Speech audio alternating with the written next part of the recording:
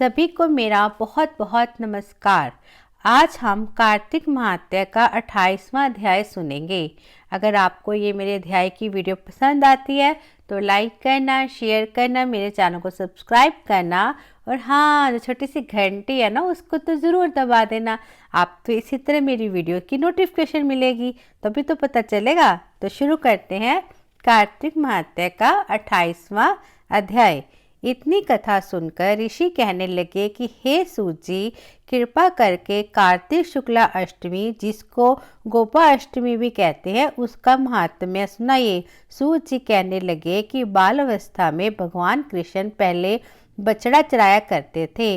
कार्तिक शुक्ला अष्टमी को गोपाल अष्टमी कहती है। इस दिन सब मनोकामनाएं पूर्ण करने के लिए गौ का पूजन करना चाहिए। तदंतर प्रदक्षिणा करके गौ के पीछे पीछे चलना चाहिए। श्री कृष्ण जी की परम प्रिय श्री राधा जी के नाम से विख्यात राधा कुंड में स्नान करके श्री कृष्ण जी का पूजन करता है, उसके सब पाप गोधूलि से नाश को प्राप्त हो जाते हैं। उस दिन गोधूलि के समय गौओं के पीछे चलने से सैकड़ों जन्म के पाप दूर हो जाते हैं। इस दिन जो गाय का दान करने से असंख्य गायों के दान का फल मिलता है। यदि इस दिन सायकाल के समय श्रवण नक्षत्र हो जाए तो वह जयंती योग होता है। उसमें स्नान दान करने से मनुष्य शीघ्र ही मोक्ष को प्राप्त हो जाता है। इस प्रकार कार्तिक महात्या का 28वां अध्याय समाप्त हुआ। अब हम कार्तिक महात्या का 29वां अध्याय सुनेंगे।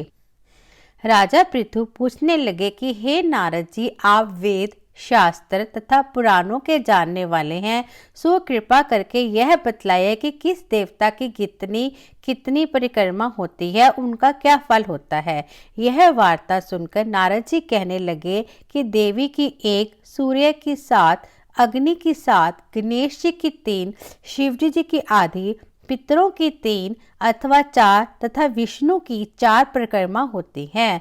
इस संबंध में ब्रह्मा जी ने कहा कि एक इतिहास सुनो, जिसमें बृहस्पति जी तथा इंद्र का संवाद है।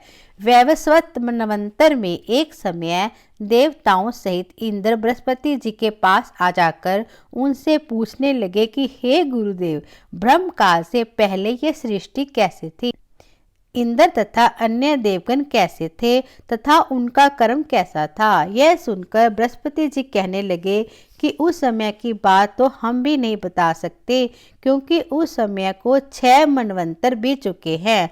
परंतु आपके ही नगर में एक सुधर्मा नाम वाला है, वह सब कुछ बता सकता है, अतः उसके पास चलिए।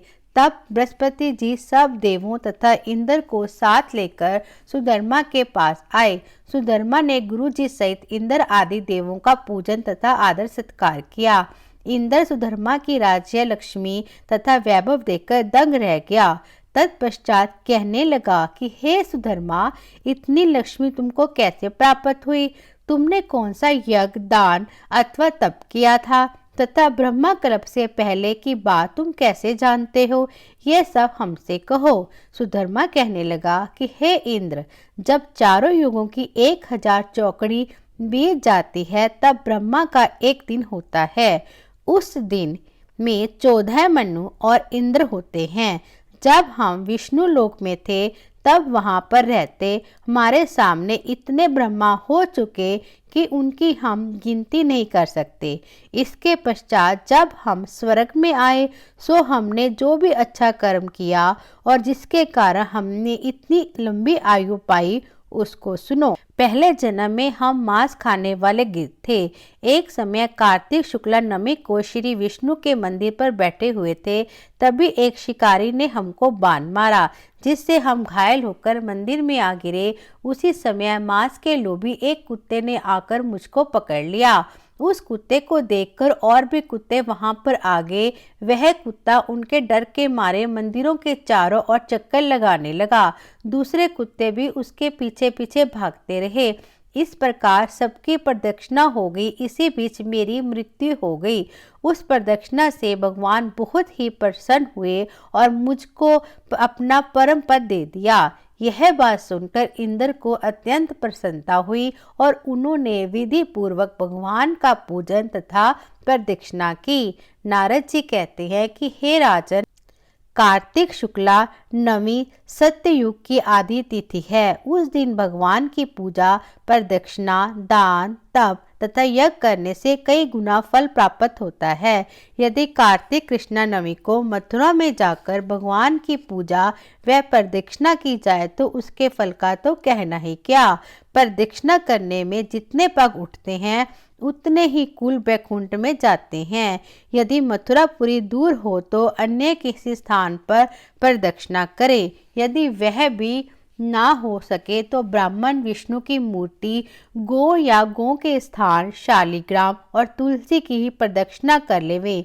समुद्र पर्यंत सारी पृथ्वी की परिक्रमा करने से जो फल मिलता है वही शालिग्राम तथा तुलसी की प्रदक्षिणा करने से प्राप्त हो जाता है। गो, ब्राह्मण, देव, मंदिर ये सब शालिग्राम की मूर्ति के बराबर है। कार्तिक शुक्ला नमी को ब्राह्मण, गो, देवालय, तुलसी, वन, साधु, वैरागी, जीव मुक्त, गृहस्थ, वेद, उपवेद तथा पुराण ये सब ग्राम में ही वास करते हैं। यदि ग्राम की प्रदक्षिणा करनी हो तो प्रातः काल उठकर स्नान आदि क्रिया से निर्वृत्त हो कमंडल हाथ में ले ओम नमो भगवते वासुदेवाय मंत्र का जाप करता हुआ सूर्य देव से पूर्व ही प्रारंभ करे। ब्राह्मण, देवस्थान तथा शालिग्राम की मूर्ति की प्रदक्षिणा सूर्य उदय के बाद भी की जा सकती है। इस प्रकार कार्तिक महत्या का 29वां अध्याय समाप्त हुआ। तो मिलती हूँ अगली वीडियो में नए अध्याय के साथ। तब तक के लिए नमस्कार।